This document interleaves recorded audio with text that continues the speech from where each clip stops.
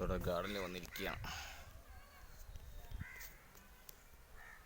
നല്ല തണുപ്പ് കാരണം ഉച്ചയ്ക്ക് അമ്മയിലെ ഡാമിന് മുകളിൽ കൂടെ നടന്ന് ക്ഷീണിച്ച്, അപ്പോൾ അതും കഴിഞ്ഞ് ഇവിടെ വന്ന് ഇങ്ങനെ വെള്ളം കുടിച്ചിരിക്കുകയാണ്. അപ്പോൾ നിങ്ങൾ എല്ലാവരും എൻജോയ്മെൻറ്റ് ചെയ്യുക. ഫാമിലിയായിട്ട് കാഞ്ഞിരപ്പുഴ ഡാമിലേക്ക് വരിക.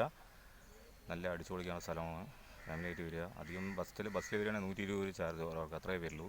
ഫുഡ് എന്തെങ്കിലും കാര്യമായിട്ട് ഇവിടെ ഫുഡൊന്നും വലിയ കാര്യമായിട്ടൊന്നും ഇവിടെ എവിടെയും കിട്ടില്ല കേട്ടോ.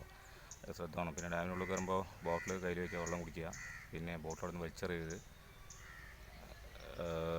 പ്ലാസ്റ്റിക്കിൻ്റെ കാര്യങ്ങളൊന്നും വലിച്ചെറിയാൻ പാടില്ല. അത് പ്രത്യേകിച്ച് പിന്നെ ക്യാമറയിൽ നമ്മൾ മൊബൈൽ എടുക്കാം. മൊബൈൽ കുഴപ്പമില്ല പറഞ്ഞു, ഷൂട്ട് ചെയ്യാൻ ഫോട്ടോസൊക്കെ എടുക്കാം. ബാക്കി ക്യാമറ പറ്റില്ല എന്ന് പറഞ്ഞു. അപ്പോൾ അങ്ങനെ ചില കാര്യങ്ങൾ മാത്രമേ ഉള്ളൂ. കഴിവതും ഈവനിങ് ആയിരിക്കണം കാണാൻ വരാണ്ട്. സൺഡേയിലും വന്നാലും നമുക്ക് കാണാനൊക്കെ പറ്റും. അപ്പോൾ നമ്മളിപ്പോൾ ഇനിയിപ്പോൾ ഡാമിൻ്റെ ഉള്ളിൽ ഷൂട്ട് ചെയ്യാനൊന്നുമില്ല. അപ്പോൾ നമ്മൾ വൈൻഡ് ചെയ്യാം കേട്ടോ.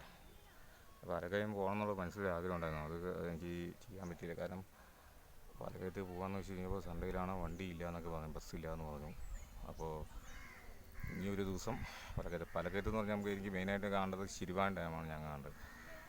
അപ്പോൾ ആ ഡാം എന്ന് വെച്ച് കഴിഞ്ഞാൽ തമിഴ്നാട് ഭാഗത്ത് കൂടെയാണെന്നൊക്കെ പറയുന്നത്. ഇപ്പോൾ ഇവിടെ നല്ല പാലക്കയം പോയിട്ട് അവിടുന്ന് ചെക്ക് പോസ്റ്റ് വരെ പോകുള്ളൂ. പിന്നെ അത് കഴിഞ്ഞാൽ പിന്നെ വീണ്ടും നമ്മൾ ഡാം ആണെങ്കിൽ തമിഴ്നാട് വഴി വന്നിട്ടാണ് നമ്മൾ കാണേണ്ടത്.